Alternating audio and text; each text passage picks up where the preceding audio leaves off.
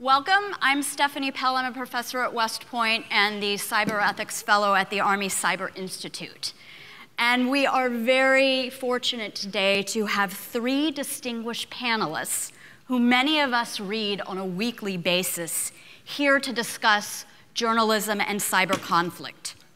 We will talk about some of the challenges faced by journalists and analysts who cover and write about cyber conflict in its many forms, which are today some of the most compelling stories that we are all following. So a few weeks ago, I saw something on Twitter, and I wrote it down thinking about the three of you. Journalism. It's a tough job with insane pressure and pretty crappy pay. On the other hand, everybody hates you. I hope your lived experience isn't quite that bad. So our panelists, Shane Harris from the Wall Street Journal, David Sanger from the New York Times, Susan Hennessy, who is executive editor of the Lawfare blog and also a former National Security Agency attorney.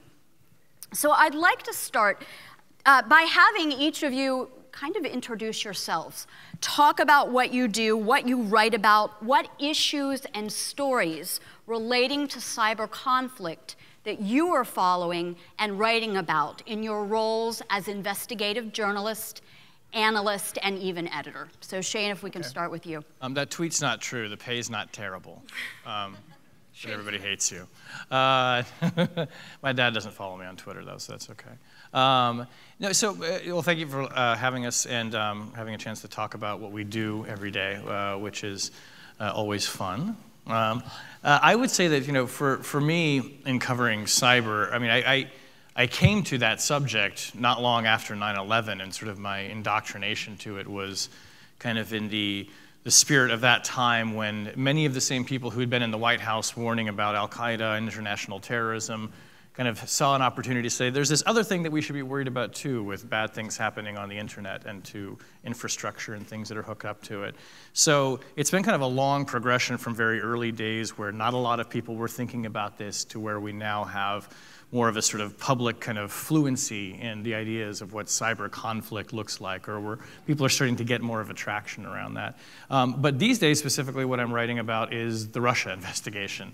And so specifically with regards to the topic of this panel, very much looking at what exactly it was that the Russian government did and the intelligence community believes they did around the elections, what might happen in future elections, and of course what the scope and the flow of the investigation into possible coordination or not is. So it's been interesting because I do feel as a reporter, a lot of the things that I was talking to people about in the run-up to the election, even going back years, this idea that a nation state could use the power of information or disinformation to try to shape world events. Of course, that wasn't new and that wasn't unique to what happened in the 2016 election. It was just the first time that we had confronted it in our own process and so up close and personal. So it's a very fun story to cover in that respect. It's very exciting, often sometimes very troubling, but it does feel like something I've been kind of, prepped for it to some extent. David? Well, when I started off working for the Times, I was actually covering the birth of the personal computer business. Hung out with Steve Jobs the week that he was bringing out the Macintosh and covering IBM's personal computer business and all that, and was working in the business section of the paper. And then after many other interesting stories, including the Space Shuttle Challenger investigation, which was a story the Times broke about what the causes of the explosion were, I went off to Japan to be the technology correspondent there, and then went on to be bureau chief. So technology has been a combination of two different fascinations I've had, one in new technologies, and the second in foreign affairs issues, global foreign affairs issues. And so as I came back to Washington, and I'm now in year 23 of a 3-year assignment, which is the other thing about journalism you forgot to put in your list there, right? I got more and more fascinated in how technology was affecting the major foreign policy decisions that the United States and other nations were confronting. And that all seemed to come together as I was working on a book called The Inheritance, which was about what George W. Bush left for Barack Obama. And there's a chapter in the book at the end that describes some of the cyber challenges ahead and the efforts by a few, including the Director of National Intelligence, Mike McConnell, under Bush, to get the government ready for all of this. And it wasn't, I guess, a year and a half after that book came out, maybe 2 years, that we began to see this odd virus spread around the world that people were calling Stuxnet. And I had covered the Iranian nuclear program pretty intensely, and it became pretty clear to me what it was that this virus was intended to do. And this was the first real use that we could discover of a state using a sophisticated cyber weapon in order to have real-world effects and to be able to try to achieve a diplomatic outcome, which was stall the Iranian program. It wasn't the only way they were trying to stall it, sanctions and other things, so that they could begin to get a real negotiation going. And that turned out to be a 2.5-year investigation that resulted in a lot of description in the next book, which was called Confront and Conceal, about how the Bush administration and the Obama administration had made the decisions to go use this weapon, and their fears that it would open the way for other countries to be able to go do that as well. And from that moment on, we were really sort of off and running. Even though we had run series before that in the Times on offensive cyber, nothing captures people like a real live example of what that was about. And as Shane indicated, it's only grown more fascinating because unlike so many other weapons, including nuclear weapons, cyber is one you can actually use, dial up, dial down, try to gauge what the reaction of another country is going to be.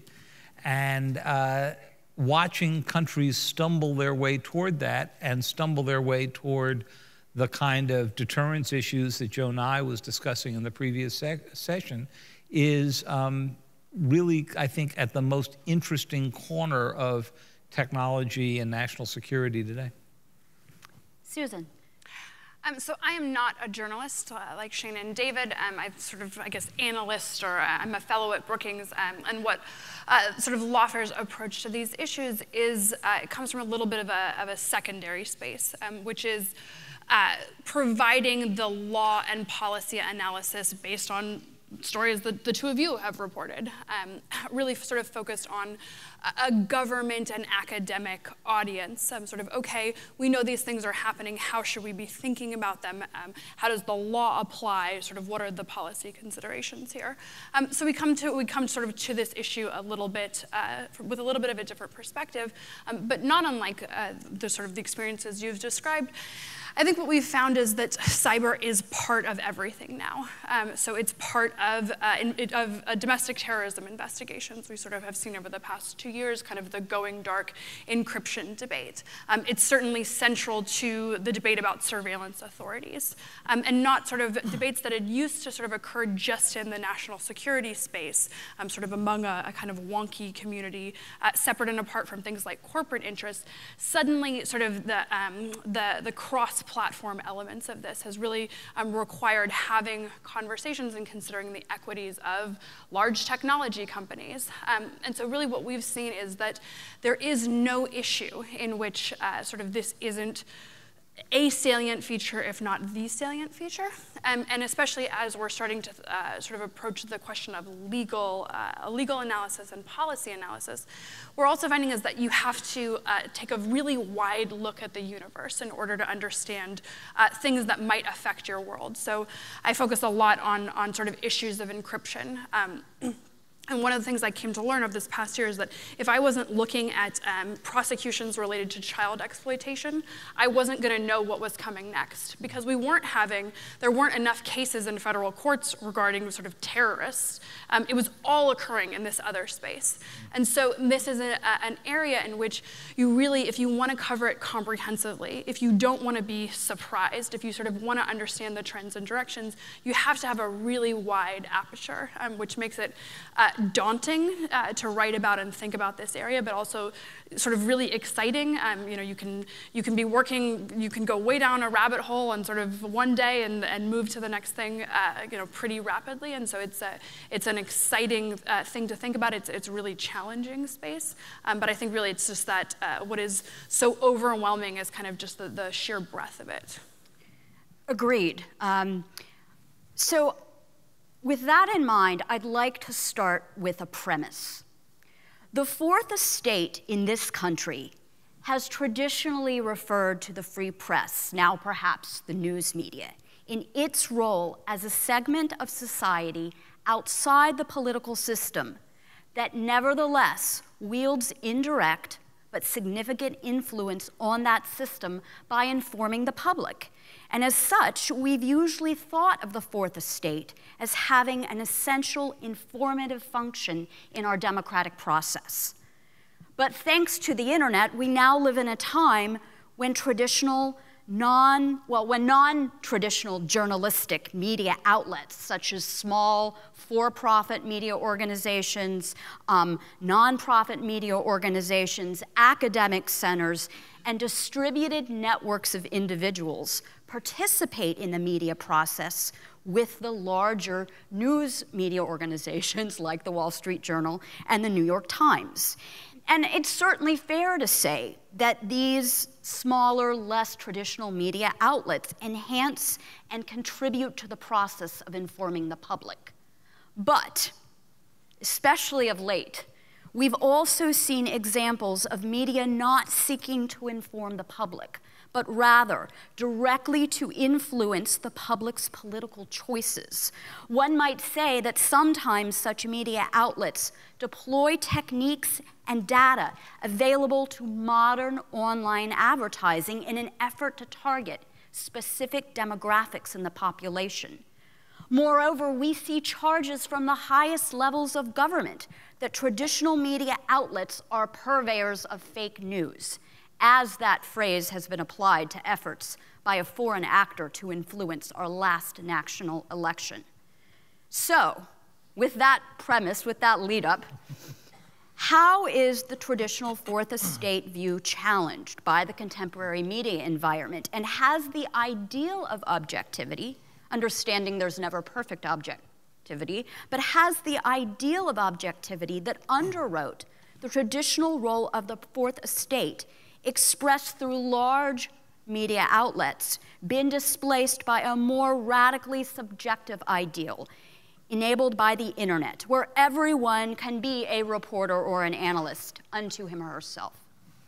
Well, some observations on that. And to some extent, the breadth of what you've covered there kind of encapsulates the profound anxiety that has been, omnipresent in my career as a journalist when I began my reporting career in the late 1990s for a small publication here in Washington. And to give you an idea of how they were viewing the internet at that time, I was hired for this job, specifically I was told, because I was a recent college graduate who knew how the internet worked. And the editors had great belief in the potential for the internet as a research tool. So this was truly being viewed as something we were going to use to go look up information to inform articles that would appear in print, and maybe we would also run them on a website. And really ever since then, throughout my career, there's always been this tremendous angst over what it is, what are we supposed to be doing as traditional publishers in the realm of digital publishing? How do we make that distinction between print and digital? What does it mean that anyone can have a website, anyone can have a blog? And I would say kind of as we went through like the early and mid 2000s, and there was really this proliferation of, I think, this sort of the talking heads in the blogosphere, which is not something you see as much anymore, of people having their own blog and branding around it. there was a real, again, anxiety, I think, among reporters that we were going to be displaced by people who were effectively taking the information that we were generating as a primary source and just using that as fodder to then, kind of go out and, and interpret the world, which, by the way, is something that journalists have also traditionally done, is interpret the world around us. That is kind of what we do. But there was, I think, this real belief that this was upending the traditional order of things and that it was going to turn traditional reporters into people who had opinions and who were less interested in fact and more interested in assertion.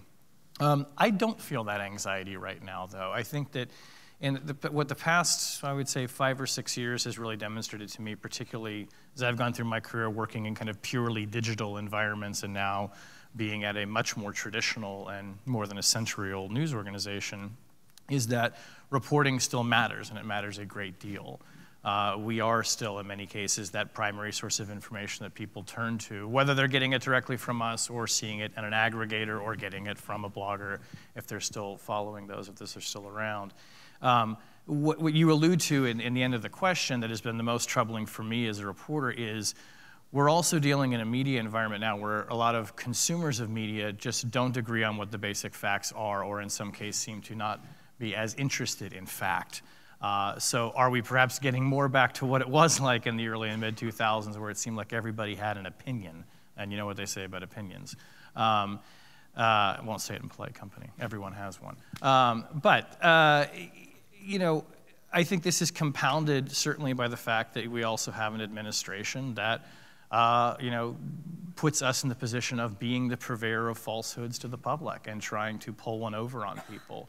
That is unique in my experience. I mean, maybe David has seen something more like this in previous administrations, but I've never seen one that is as willing to openly, posit us as the enemy of the people, which is literally words that have been used, as you know.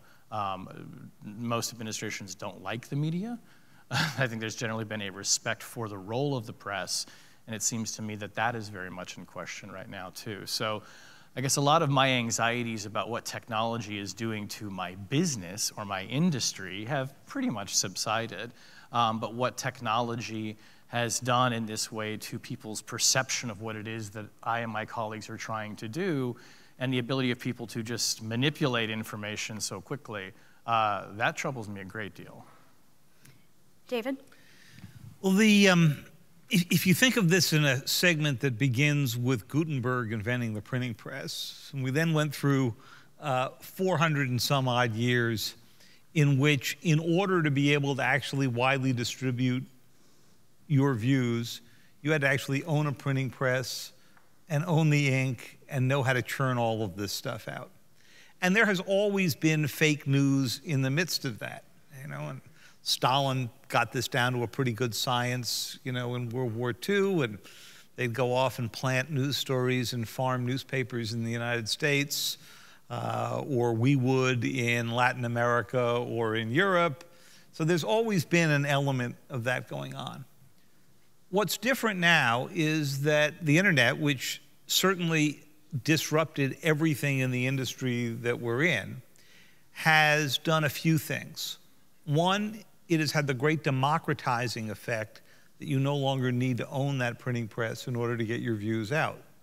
They may only be read by your mother, which is what a lot of those bloggers found out, but at least you can get them out. Makes you feel good. The second thing is, it has turned out to be not only a great research tool, but a great way to connect with your readers. So when I was, in the first 25 years of my time at the Times, you would write a story and you would only know if it was being read if you showed up at a dinner party or cocktail party that night and somebody said, "Oh, I saw your story, you ignorant, useless, whatever," and then you could fill in the rest, right? Now, we've got a great measure of how many people are reading our stories, what countries they're in, how they got there, whether it was through social media. And by the way, more people come to stories on the Times website through social media than come to it by going to the Times app or by going to certainly our homepage. And you have this two-way conversation which is great and empowering, in which people can comment on your story. So they don't have to wait to see if they're at the same dinner party to insult me. They can do it sort of right away. The third thing that's going on, though, is that this has enabled, and President Trump has helped fuel this, the opportunity to try to say that the mainstream media that puts tremendous investment in reporting on these issues is all the same as every individual blogger and so forth. At one moment when then President-elect Trump came to have lunch at the New York Times, yes, he did walk into the New York Times building and called us a national treasure. You haven't seen that happen a whole lot lately.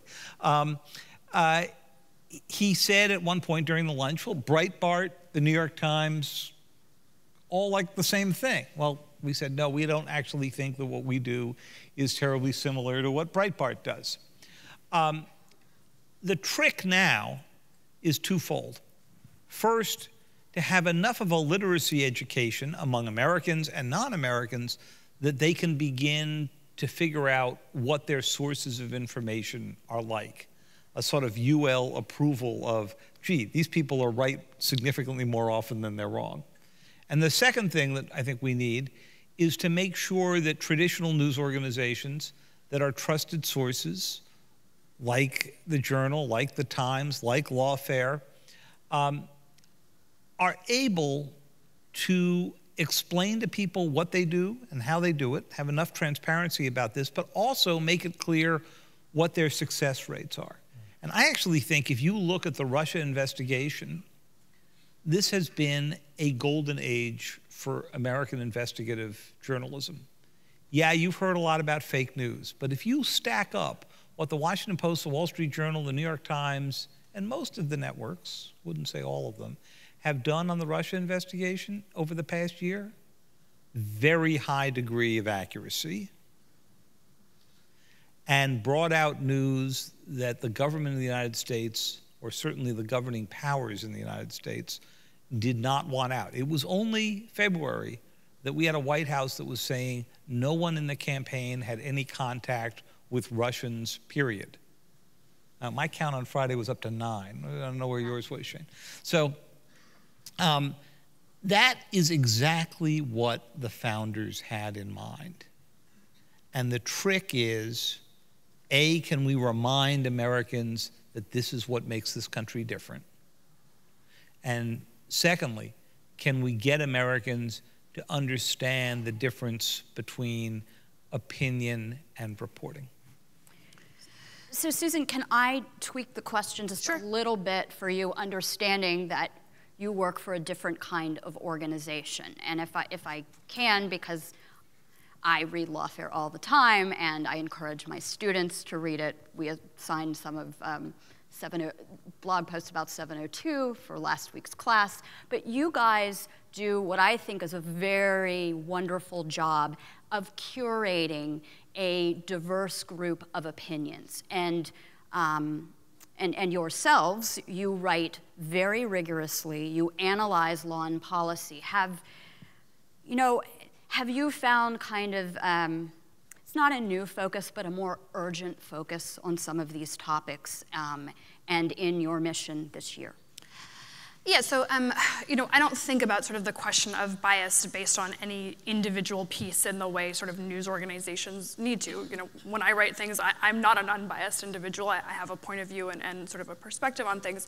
So what I think about sort of in my editorial capacity is, okay, are we bringing the right range of ideas? And I think that, sort of loosely defined, if we think about, what is our standard for the site or what is sort of our mission, it's, these are the ideas we think you should take seriously. These are the ideas that are worth considering. And sort of one way to, to impose some discipline is to require a certain level of expertise, right? Sort of these are serious people that are talking about these issues. But we really think about it in terms of balance.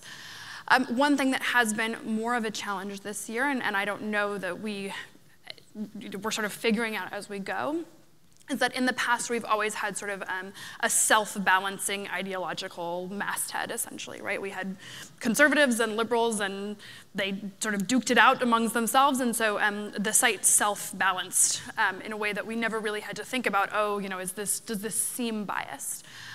Now, despite the fact that we have lots of people who identify as conservatives, who are Republicans, who served in prior Republican administrations, by and large, although not unanimously, people feel the same way about this administration. Maybe not about sort of individual people or activities, but sort of they all share a particular level of anxiety about the departure from process that we're seeing, and the ways that that might have some negative impacts on sort of national security issues.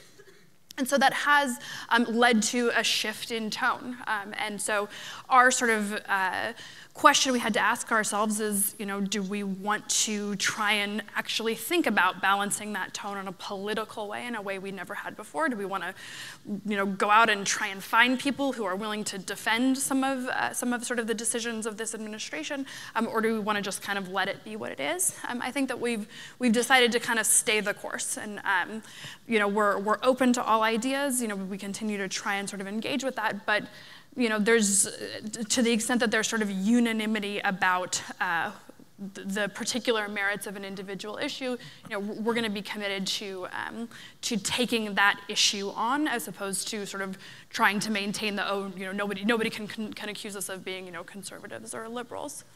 I have a sort of a little bit of a different perspective coming out from the government as well. So sort of my first real interaction with kind of national security media was as a government attorney, when David and Shane wrote horribly unfair things about us all the time. And so one of the things that I've observed, and it really isn't, it's not a feature of kind of the big daily papers, but it's something that occurs a lot in sort of newer startup, places that are not, Breitbart, real organizations, but online organizations, and that's sort of the advocate journalist, or the journalist especially sort of who's writing about cyber or technology issues in a way that there's a little bit more of a point of view that's being offered in terms of how they're viewing the government activity, or sort of whose side they're falling on. There's a looseness there. And one of the things that and this sort of is really just in my biased individual kind of analyst capacity, is, the importance of journalists applying skepticism to everything. All the information coming out of the government certainly should be viewed with a real healthy dose of skepticism. That's different than viewing everything with the presumption of bad faith. And so I think that what occurs sometimes, especially as you sort of move into these, to outlets in which, sometimes journalists are just younger and greener, or sometimes they have sort of more of this, a little bit more of an advocacy mindset. And the advocacy mindset oftentimes does come from a place of presuming bad faith, particularly on the part of the government or the military or the intelligence community. And the danger of that is that, whenever you can get big FOIA releases or get a story, and if you apply the presumption of bad faith to it throughout, you can end up telling a story that, while not technically inaccurate, is nevertheless untrue.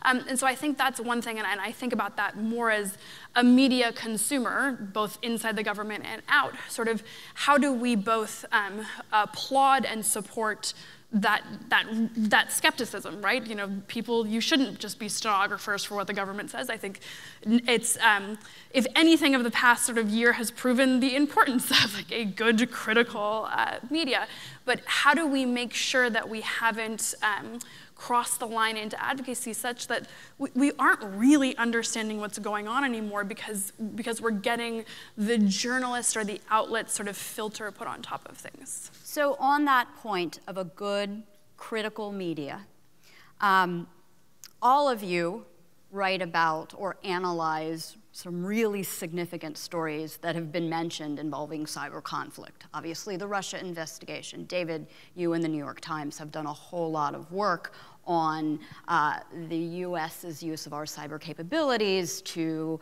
thwart the nuclear threat of North Korea. Now, the use of unidentified or anonymous sources in reporting is certainly not a new thing. Neither is the use sometimes of classified information.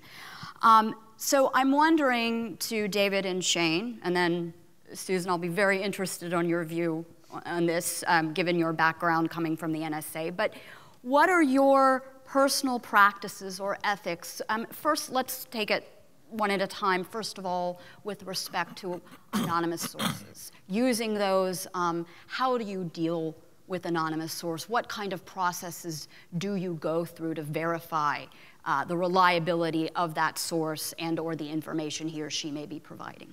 Well, I think for readers, I think anonymous sources are often very frustrating, and it should be clear that I think for journalists, it's also frustrating to us when we want to put something in the paper and attribute it to someone, but that source is simply unwilling to let us identify him or her by name. I think that, and David probably will agree with me on this, that it tends to be an unavoidable element of our tradecraft as national security reporters. There are other areas, perhaps when you're writing about politics or healthcare policy, where not only is it not as advisable to use so many anonymous sources, but in many cases editors won't let you use them. But there tends to be, I think, an exception that is made in this area, largely because if we could not cite anonymous sources, we would not really be able to write very much. I mean, it would really reduce our ability to put out information that we think people need to know. So what goes on behind, the best way I can describe this is what you see in print when you see U.S. official or a person familiar with the matter or someone briefed on the investigation. Two things to keep in mind there. One is that at organizations like the Journal, like the Times and the Post and other large media organizations, there is a lot of process going on behind that sort of veil of anonymity, both on the part of the reporter doing due diligence and applying his or her many years of experience to understand whether that source is credible, verifying those claims, and then certainly in the case of the Journal, a very rigorous process that goes on with editors before anything goes into print to, in some extent, almost interrogate the reporter in some cases as to not necessarily who are your sources by name, but why are you confident in this? You know, how many people did you talk to? Give us some sense of the process, such that by the time it gets out into the world, there's kind of a quality assurance process that I think that has gone on there. And, you know, we stake our reputations on it. That's ultimately why, you know, when we put that byline on there on the story, it's not just a point of pride, it's also a point of accountability. If it's wrong, it's coming back on us individually. So I've certainly grown accustomed to using sources in that way, and when we get them on the record, it's great. But, you know, I think the public should have some confidence that we are not simply making these things up. And certainly I can say in the case of my newsroom, you know, I don't know exactly how you would do it because we're sort of getting checked from multiple different angles. But, you know, it's a necessary element of what we do, I think.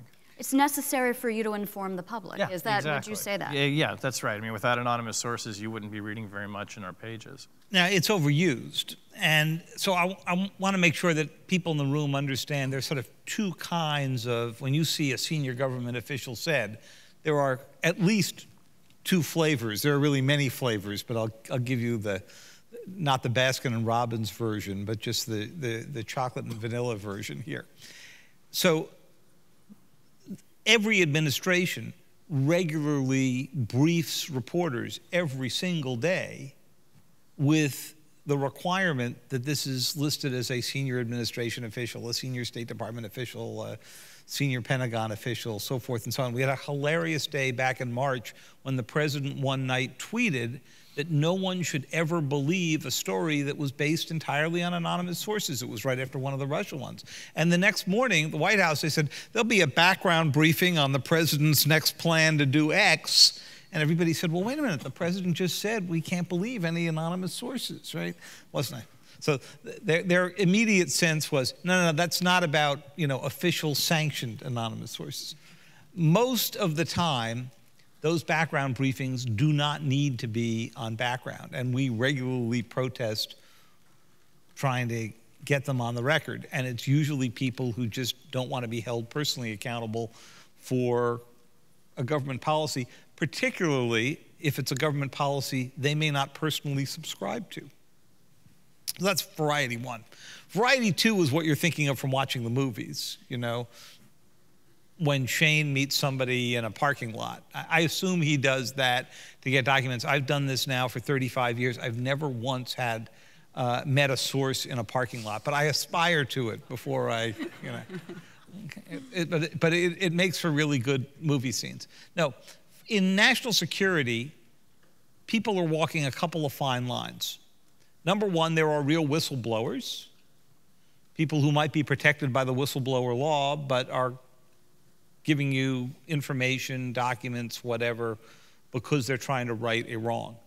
That vision may be entirely in their head.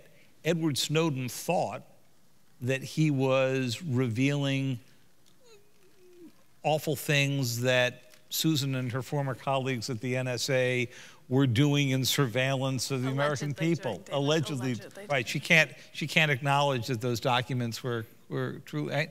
And I think a lot of us who looked at these documents thought there were some that raised some questions and that forced President Obama at the time to make some changes, including in the warrantless wiretapping program, where the NSA was collecting some set of data about almost all phone calls in the country. It doesn't mean they were going through them all. He changed the practice after it came out.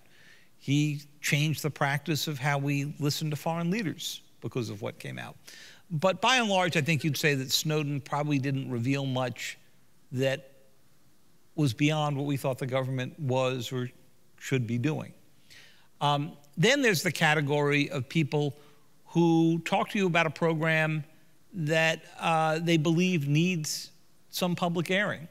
And in cyber, and I'll finish on this thought, I think there is far, far too much secrecy. Now, why is that? Because it's one of, not the only weapon, but one of the most prominent weapons that came up out of the intelligence agencies, and therefore was wrapped in secrecy from the beginning. We have had ways of talking about nuclear policy, deterrence, our nuclear capabilities since Hiroshima forward without describing the classified details of how you make bombs or who's got the authority to go launch them or where you store them. In the area of drones, when Obama came into office, you couldn't use that word inside the White House press room because the lawyers wouldn't let anybody use the word drones. The president gave a series of speeches. It took him a few years to get there, to move part of this program out of the black world and into the military world, and began to discuss the conditions under which we would use unmanned vehicles in hopes that we would begin to set some standards that the rest of the world would also follow. In cyber, President Obama and President Trump so far never brought themselves to go do that, other than to say we have some major capabilities. And I don't know how we can expect that we're going to have a national debate or even a debate among the elites in this room about how we want to use and not use these weapons until we lift some of that veil of secrecy around them. So let me just briefly follow up before going to Susan. So do you have a theory on why cyber has been, shrouded in secrecy in a way that you haven't seen in other kinds of very significant weapon policy issues? Well, I think part of it is, of course, that people immediately think two things. One, if we discuss our capabilities, we're going to be losing a good deal of our advantage. That may be true against some adversaries, although I think the Russians, the Chinese, probably the North Koreans and the Iranians have a pretty good sense of what our capabilities are. Secondly, a lot of our capabilities have leaked for reasons that have nothing to do with the media. The Stuxnet virus didn't get revealed by the New York Times or anybody else. It leaked out. There were copies of the code. So when we got ready to write about the decision-making process, and I went to the government and said, here's what we're going to discuss, the first thing I said was, if you want me to withhold something, if you want to make an argument, which, by the way, is the news organization's decision, not the government's decision. I realize that's something that doesn't sit well with everybody. But if you want to do that, the bar is going to be pretty high because you're going to have to explain to me why I was revealing something the Iranians didn't already know because you or your allies managed to make a mistake that gave them the code. Okay, so that's a next one up. But I think the main reason is that the U.S. still perceives itself, rightly, to have an advantage in this arena. And so it's not likely to get into a big public discussion until it probably feels that somebody else has an advantage in this arena. So Susan, having served in government and now having a very different kind of public role, how do you look at very informative stories that use anonymous sources? So, look, I sort of bifurcate the work of investigative journalism. I also think not all, the sort of, we shouldn't conflate anonymous sources with classified information, and also not all leaks of classified information are alike. So, right, this is a pretty complex sphere to operate in. One of the things that we've set for ourselves as a publication, and we can do this because it's not sort of a journalist outlet, it's a different form of analysis, is that we don't publish classified information.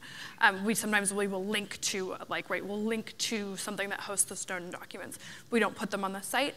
We really do that because we know what our traffic looks like, and we want to sort of keep faith with our readers. We know that lots of people are sitting in government office buildings in a way that, were they to open up a website that had classified information on it, that could put them in a difficult position. So that's just sort of, we haven't felt the... Some of those people do go to nytimes.com and wallstreetjournal.com, but still. So this has led, so the sort of the question of what to do with leaked classified information actually, I think has, needs to be addressed in the government. I mean, you hear sort of absurd stories about, the New York Times being stored in a SCIF, and you can't read this if it's still classified, things that are sort of out there. I don't know that the government has yet fully decided how it wants to treat this information after it's leaked. One thing that people who write for us have to be really careful about, particularly former government officials, people who formerly held clearances, is just because information has leaked out into the public, that doesn't mean that it's been confirmed. And so you have to be really careful whenever something sort of becomes public knowledge, especially whenever it's a partial piece, right? It usually comes out like a little bit, that you don't want to actually make the situation worse. You don't want to inadvertently confirm something. So that requires sort of a level of care. We do have a pretty grotesque overclassification problem within the government. And I actually think that's something that has operational impacts. I would imagine a lot of people in this room have had the experience of not being able to access the information that they need to because of sort of baffling classification decisions, that there are real operational impacts here. And so I think that sort of cyber has, because it was sort of originally developed within, a lot of the capabilities were originally developed within the intelligence community, because there's a fear that, look, if somebody knows that you have a missile, that doesn't necessarily change, that doesn't change their ability to prevent you from dropping it on them, right? This is a little bit, the need to preserve asymmetric information it sort of has different operational equities here. That said, for as long as the government endures in overclassifying lots and lots of information, I think you are going to see sort of a persistent leaking out of this stuff, because sort of, I think the way to think about it, and a scholar, David Posen, has written quite a bit on this, is it's an ecosystem, and leaks are a way of sort of correcting failures in this process. And when the national security community requires that you have to get buy-in from the American public, and obviously some things remain secret, but if they don't have enough information to be fundamentally exercising a democratic choice, that's damage, and so these leaks will occur as a way to sort of root around it. So we've very much sort of sidestep that by just saying, okay, we'll link to the work that you guys are doing, but not host it ourselves. But I do think it sort of gets to a larger conversation that's not just one for journalists to think about, but actually sort of for the national security community also to think about sort of how we're going to treat this stuff moving forward. Sure. So obviously, the Wall Street Journal and the New York Times doesn't have the same policy as Lawfare. Nevertheless, as responsible media organizations, I imagine you are put in a position, you yourselves or your editors, of determining what is in the public interest. If you get a source or documents show up somehow on your desks or in your inbox that have classified information in them, you have to I mean, you have to make a choice about what is in the public knowledge, or what is good for the public knowledge to inform the public, and what, by potentially disclosing, could have some real harm on our national security interests, on the very lives of individuals. How do you make those kinds of choices? Well, I think David put it well when he said, with the reporting around Stuxnet, going to the government and essentially saying, I'm willing to engage with you in a conversation about your concerns about what would happen if this information is published. But also, I think as reporters, we need to have a pretty clear sense going into that where we are going to set that bar, which is not to say that that bar can't be moved and we can't be persuaded that something it would be not in the public interest if we reported it. But I think you start by giving the government a chance to make its case, and knowing that if you're going to report on sensitive and classified matters, just as a matter of basic fairness and basic process as journalists, we go to the government to get their response and engage in that conversation. I think there's a fairly standard set of assumptions that if a credible case is made that lives will be put in jeopardy, you take that far more seriously than if it would just be something that is politically embarrassing to an administration.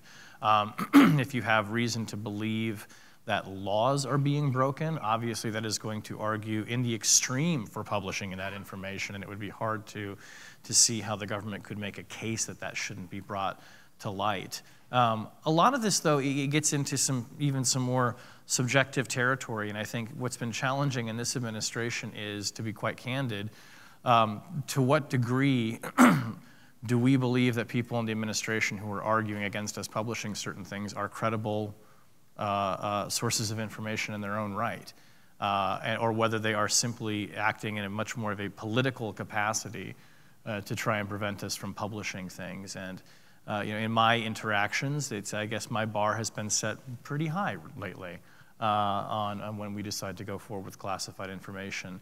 But generally speaking, I do think that people on this beat take it seriously and know that when we are revealing these internal workings of government, it is a different kind of revelation than when you're talking about internal policymaking around a piece of legislation or something that doesn't necessarily have the ability to impact life and death decisions. When I first came to Washington, we'd have a couple of cases like this a year where we're dealing with the government on a sensitive issue and using the kind of standards that you just heard Shane describe. If something is going to risk a life, an imminent military operation, an imminent intelligence operation, the government can make a very concrete case for damage. And sometimes we've held stories for a long time. I held a story for 3 years about a secret U.S. program to help secure Pakistan's nuclear weapons because the Bush administration, up to and including the president, made a very persuasive case to us that it would reveal to the Taliban vulnerabilities in the Pakistani nuclear program that, nobody had a benefit from knowing. And we believed that, and actually by the time we published the information, a very senior person said, "Oh God, are you still holding that story? You could have run that a year ago." But that's, that's another risk that you run in these. So it's important to have that conversation. But the government's got to know a few things. First, you go into those conversations with a presumption to publish. Second, the fact that something is classified should not, to a journalist, be dispositive in any way. There's a lot of overclassification. WikiLeaks was a really great example of this. I was part of the team that went through the 250,000 State Department cables on WikiLeaks. They were all classified pretty much at the secret level, a few top secret, but they weren't classified anywhere near the way, say, the Snowden documents were later on. I would say 15% of the total trove were newspaper articles that someone in some country working for an embassy saw, thought somebody in Washington should read, stamped secret on it, and sent it on, even though you could Google it that same day. Now, we are not going to automatically respect a system in which things we write could get stamped secret and suddenly you couldn't go publish them. I mean, it's a crazy, and we all know, everybody in this room knows the degree to which overclassification is a problem, because no one's ever gotten fired for overclassifying, but lots of people have gotten fired for underclassifying. So we go into these discussions with the government having to make the case, not whether it's classified or not, but what the specific damage would be. And that's a hard thing to go do. There's a third element to this, which is to have that conversation. People sometimes say to me, look, if I'm going to talk to you about what the damage is going to be, I'm actually going to have to go violate secrecy here by having a conversation with you about the material you've had, even if I don't on the record confirm that it's true. It's a very difficult conversation. And we say to them in response, yeah, that's exactly right. That's what you're going to have to do. So you're going to have to go up your chain of command and get permission to go do that. And we're watching carefully how high in the chain of command it is that the New York Times gets a request to withhold something. If it's a truly sensitive matter and the people who are concerned about it can't get the attention of the National Security Advisor or the CIA director or the Director of National Intelligence or whatever to make that call to a senior editor of the paper, we have to go assume that it actually isn't quite as high a priority as the people who've been talking to us want to say it is. Susan, do you have something? Yeah, so just to sort of add, I think, one, it's important to sort of think about that we're having this conversation sort of from the end point or the sort of journalism perspective.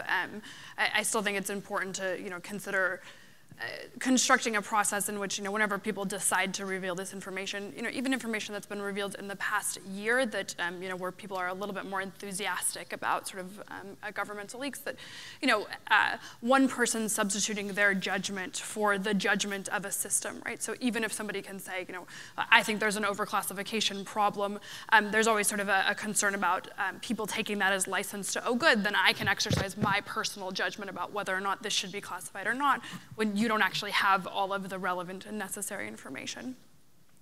The other sort of thing that we're seeing, and I think this is particularly a feature, David mentioned WikiLeaks, but sort of in the era of mass doxing or mass leaks. And that's the way in which people, the public seems to especially value information that's been leaked, regardless of sort of the underlying newsworthiness of it. So obviously the DNC hacked emails and sort of John Podesta's risotto recipe is a particularly good example of that sort of the public, when information comes out to the public through a hack or a leak, there's like a presumption that there's something that somebody was trying to hide, right? It's extra interesting because somebody was trying to hide it.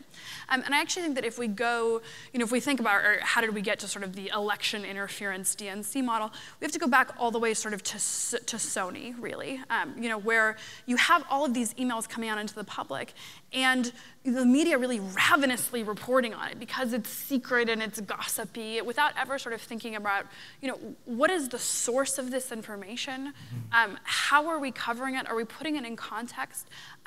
Is it newsworthy, separate and apart from being part of this leak? And so I think that what's occurred, and it occurs both with classified information and also just with sort of this hacked information, is that instead of something being evaluated for being genuinely newsworthy, it becomes automatically newsworthy by virtue of having been included sort of in these troves of information, and how that can be actually sort of weaponized against political campaigns, U.S. corporations and the U.S. government as well.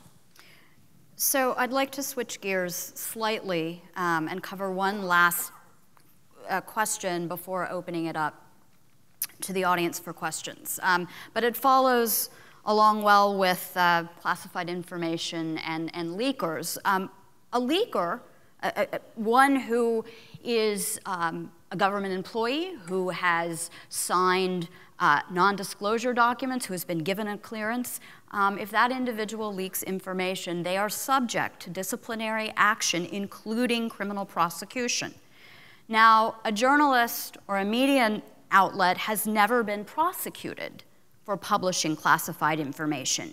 However, in a briefing about the prosecution of leaks given by Attorney General Sessions in August of 2017, he made a statement about the intent of the Department of Justice to revisit policies affecting media subpoenas. And let me read it, it's very brief. He said, and I'm quoting, "I have listened to career investigators and prosecutors about how to most successfully investigate and prosecute these matters. At their suggestion, one of the things we are doing is reviewing policies affecting media subpoenas. We respect the important role that the press plays and will give them respect, but it is not unlimited. They cannot place lives at risk with impunity. We must balance their role with protecting our national security and the lives of those who serve in our intelligence community, the armed forces, and all law-abiding Americans." How did you interpret this statement? And this is to all of you, and I'm interested if you or your news organizations changed practices, hired more lawyers. What are your thoughts? I'm not sure we could hire more lawyers. Now, one of the interesting things about this, just so people understand the process, and I'll describe in a second what the DOJ has done so far, is that if we're in a really sensitive story, we'll probably bring the lawyers in early on in the reporting. It's not as if you go about, you do your thing, you write your story, and then you hand it to a lawyer and you say, what do you think? Because you're going to try to arrange your reporting and your writing along the way to avoid putting sources in legal jeopardy, something lawyers are very good at helping us go do, at trying to see what you can actually get from the public record, which complicates the issue for the government as they're prosecuting it, and to make sure that you have done your best in your own practices to make sure there isn't much around if the Justice Department comes around to go do that kind of investigation. So extremely important in how you handle the notes issues you take, that you have a regular process for getting rid of those notes, for destroying them, because it's not an option after you get a subpoena that you're going to go destroy. I guess it is an option depending on who's, but it seems from reading the news like not it a wise one. it gets people in trouble. But if you have a regular process for disgorging this stuff, then you're in a different place. The DOJ's rules until now have been that if they're doing a leak investigation, they would go to all of the possible sources before they come to the reporter. And I've been involved in major stories where hundreds of people have been interviewed about whether or not they spoke with me or so forth and so on, but the FBI and DOJ never came to go talk to me. Because once they do that, they know it triggers a whole set of other issues. Now, the Supreme Court's been pretty clear that there is no absolute right to go protect your sources. And that came down in my colleague Jim Risen's case, although in that case, having won their point, the government then did not call Mr. Risen. Right. We are not on great legal ground should the government decide to go revise the policy as Attorney General Sessions has suggested. Yeah, I would actually, you asked my response to what his statement was, and to some degree I actually would credit him with being honest about what the position probably has been of previous Justice Departments as well. Mm-hmm. I mean, going back to the Bush administration, the Obama administration, there was an instance in which the Department of Justice subpoenaed phone records from the Associated Press without notifying them that they were going to do this, which was a violation of internal DOJ guidelines. I mean, a lot of reporters, and I counsel more junior national security reporters in our bureau about this, have operated under the false presumption, as David points out, that we have some kind of a press shield that means that there is a confidentiality privilege between us and our sources analogous to one that doctors have with patients or that attorneys have with clients. And I think any honest reading of the Supreme Court's decision on these and subsequent appellate court rulings is that no, we don't, and that we may want to believe that we do, and that we may have been operating in practice in this country like we do, but it doesn't take that much for a Justice Department or a prosecutor to decide well, I shouldn't say it's not a trivial matter, as David points out, but you can do it. You can come to a reporter for these things. So, we need to take steps on the front end to ensure that if that ever does come to pass, we've protected our sources to the best of our ability. And every reporter at some point has to also ask himself or herself that question: does that mean that I would be willing to risk jail time or significant fines if I were found in contempt of a subpoena? Yeah, so I think that sort of echoing on Shane's point, this is an issue, people have taken particular note with sort of Attorney General Sessions. This is an issue that prior administrations have grappled with. There are actually sort of two issues that are implicit in your question. One is the question of whether or not, when the government is conducting essentially an internal leak investigation, can you subpoena reporters or pierce that confidentiality? I think Eric Holder learned that actually that's a pretty fraught path, and it's one that I think prior attorney generals have learned, like, whatever the ultimate legal questions there, like, it's probably better not to go down. The second is whether or not a reporter or a journalist could be prosecuted under the Espionage Act for the publication, not necessarily the publication, although possibly the publication, but also the solicitation of classified materials. And journalists have to be really careful about whether or not they are in receipt, sort of passive receipt of materials, or if actually they're asking a source to go get materials, then they've potentially have more serious sort of legal issues. That might seem like sort of even asking the question might seem like sort of an anathema to First Amendment principles, but it becomes really, really complicated whenever you start to think about, well, is WikiLeaks a news organization? Are we going to extend them, right? So the CIA director has said they are a hostile, non-state intelligence agency, essentially. And so whenever we start to think about the ways people are using the ambiguity of media that you talked about in your first question with getting large amounts of classified information, the linchpin of the Espionage Act prosecutions is really intent. Do you intend to harm national security?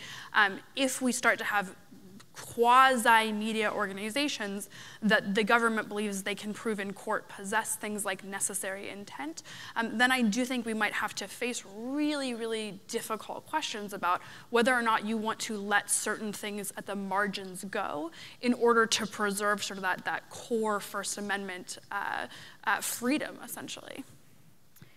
So we've got a little under 13 minutes left. Let's take some questions from the audience.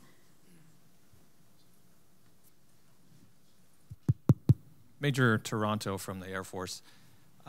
Last year, Senator Portman introduced the Countering Information Warfare Act.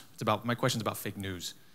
This ended up in law in the NDAA of 2017, which created a new government entity called the Global Engagement Center, the GEC. And the purposes of the GEC, one is to label fake news based on some criteria. Two is to issue fact-based narratives, I guess, of various editions of true facts from the government. So my question is for any and all of you, where in the world do you think this is going, and how is it going to affect journalism to have a government entity be out there labeling what is legitimate, what's illegitimate? And two, could this label of fake news equate to arguably an unconstitutional presumptive license on the free press? Oof. On the second question, I would defer to the lawyer on that one, but that's a really interesting question. My first instinct is to say, on the one hand, I'm not sure how persuaded people would be if a story from the Journal or the Times got the government seal of approval as true news, whether they would take much stock in that. I'm more concerned about the idea of the government going around and somehow putting the good housekeeping seal of disapproval on things. I think that actually that we as journalists are rather well equipped to do that on our own. I also am of the view that social media platforms should be doing more to flag or to filter what goes onto their platforms. That's a very fraught process, I understand it. But there a little assistance to consumers of media when they are on a place like Facebook or Twitter and maybe incorrectly presume that what they're seeing must be true because after all it's written down, might not be such a bad thing. But I'm just sort of instinctively queasy about the government playing that role. I don't think the U.S. government is constitutionally well set up to play that role, but more importantly, I'm not sure who would believe it. I mean, before this legislation came out, the State Department created some global engagement centers to try to turn out these kind of narratives. And, it came across a little bit like, reading one of those government safety manuals, as you can imagine. It was sort of not meeting people who were going to be recruited by ISIS where they might actually go be. And so we're not terribly good at this. And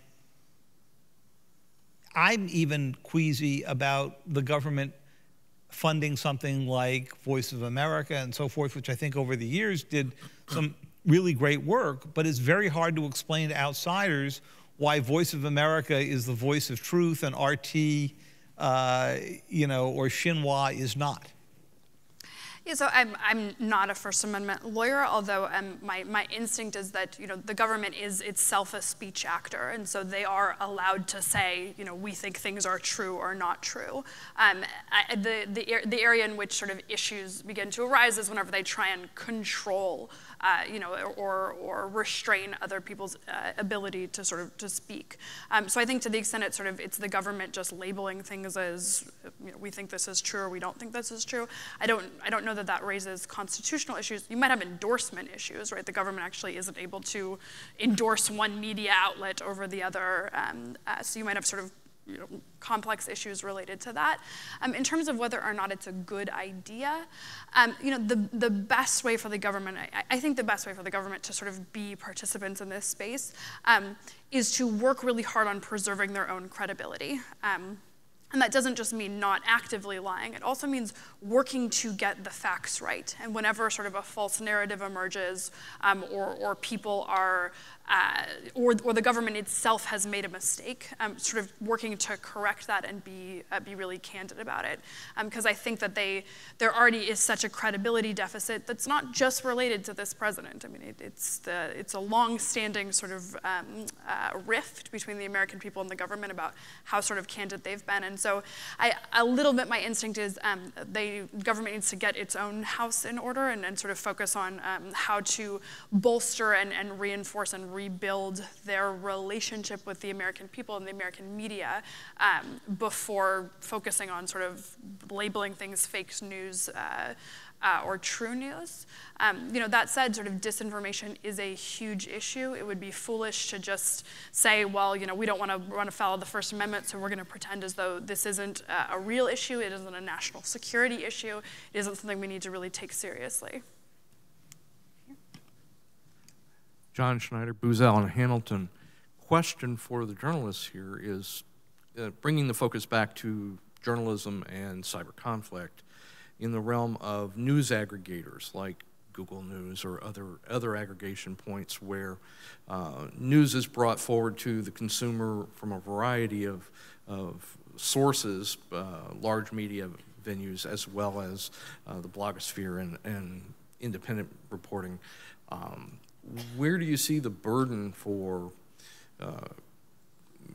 assessing the accuracy or perhaps the credibility of news outlets in the aggregation space? Because we have experienced where fake news or false news or disinformation is being injected into the news cycles and news flows and automatically aggregated for the benefit of the consumer in such a rapid and voluminous way that we, as consumers of that information, have no ability to discern between the truth and the gray, as opposed to clearly false information.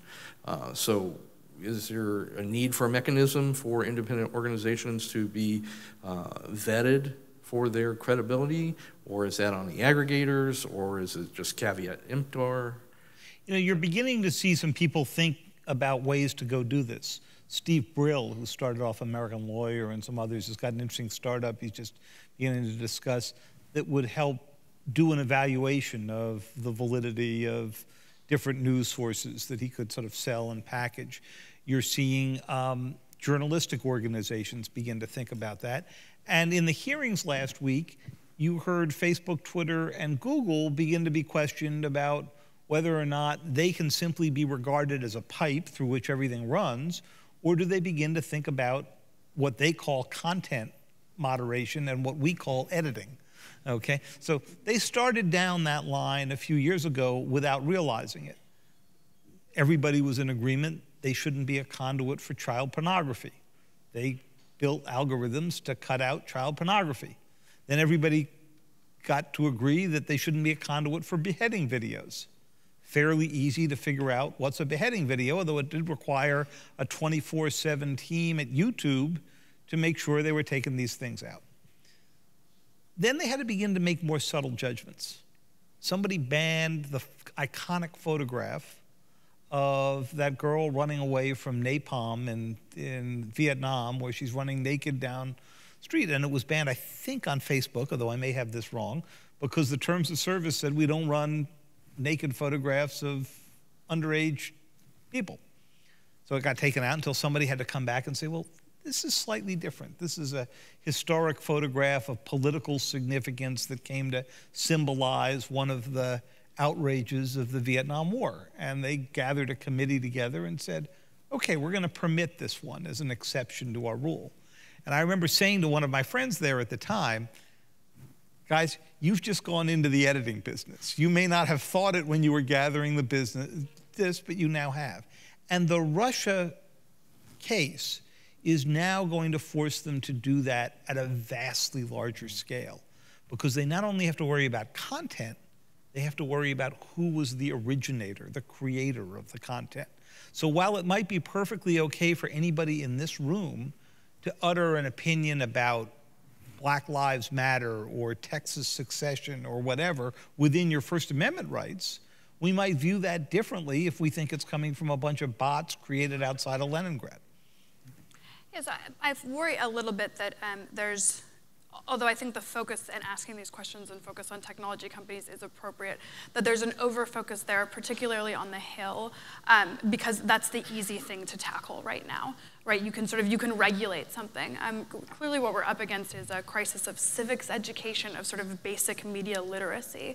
And so thinking about how are we going to create a generation that understands how to evaluate sort of information for itself, evaluate the validity of a news article in this environment, that's a much more difficult question that requires a lot of long-term investment and thinking. I think that's probably where the genuine answers lie. And so I a little bit worry that that's too hard, that's too big of a piece to take on, and so, oh, let's try and kind of regulate this surface area, because it feels easier and it feels like making progress. I can just jump on that one too. I remember it just very quickly. In my 4th grade class, we literally had a class in how to read the newspaper. And it was something that was both an indoctrination of sorts to kids to try and create media literacy, but it was also to try and encourage kids to understand where valid information came from. I don't know why there couldn't be something analogous like that in classrooms and certainly in living rooms, where you just teach kids, this is the kind of information you can trust and this is stuff you should be suspicious about. If you're not teaching that in your own living room, there's an issue. Yeah. Hey, I'm Gentleman Cadet Johnson, West Point class of 2019. My question for you three is that you all spoke to that you agree about an overclassification problem within the United States and especially within the intelligence community. So my question to you would be, what exactly would you propose to fix the overclassification problem, and what would a world in which an overclassification problem is fixed would look like? If you want to read the best single book on this, it was Daniel Patrick Moynihan wrote a book about 20 years ago called Secrecy that remains today the best single explanation of the bureaucratic dynamic here. And I think we've got the whole thing backwards, and we have to sort of think that there is a small collection, a very small collection, a tiny collection of things that the government of the United States really needs to go and protect, and amass those things and work on protecting them. Because whatever you think about what our reporting is, I would say that the government's ability, from WikiLeaks to Snowden to shadow brokers and so forth and so on, to protect its own secrets is less than impressive in recent years. So I think they have to start from that, with an assumption that most things are unclassified, where you have to make the case for them to be classified, rather than the automatic stamping that so many people in this room, I'm sure, have had to go through the process of doing. And so we've got to change our mindset entirely about what the purpose of this is.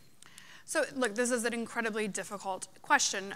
You know, General Clapper, whenever he became DNI, this is something he took really seriously. He undertook a lot of studies of the intelligence community, sort of supporting the ISCAP review board, and so tried over a period of a number of years to really kind of tackle this issue, and made relatively little progress, I think, on the outcome, or certainly less than he had expected to. So the idea that like this is an easy thing, no, this is something that people at the top have taken seriously and really tried to get their arms around. I think one of the answers is going to be that, and this is something that David alluded to in an earlier question, whenever somebody is making that original classification decision, everybody knows if you make the decision a mistake in one direction and you err towards overclassification, there's not any set of consequences there. But if you if you accidentally make something unclassified or share something that is classified in an unclassified way, there are serious consequences. And so what we're going to have to do is think about how you change the incentive structures. So the person who's making that first original decision is really incentivized appropriately to not just want to say, all right, I'm going to put a stamp on this no matter what. I don't know if the answer is sort of, punishing people, or I don't think that's what it is, but sort of it's changing the thinking that occurs at that moment that I think is going to have the kind of largest impact. One final offering, I would say, if the government really was undertaking an honest, truly honest and objective assessment of what the damage was when information is exposed, we play a role in that, because you could go back and try to honestly assess what the damage was done after classified information appeared in the pages of either of our papers or elsewhere. And I would bet that most of the time they would find that the damage was not that great or was less severe than people feared it might be. So on that note, we are out of time.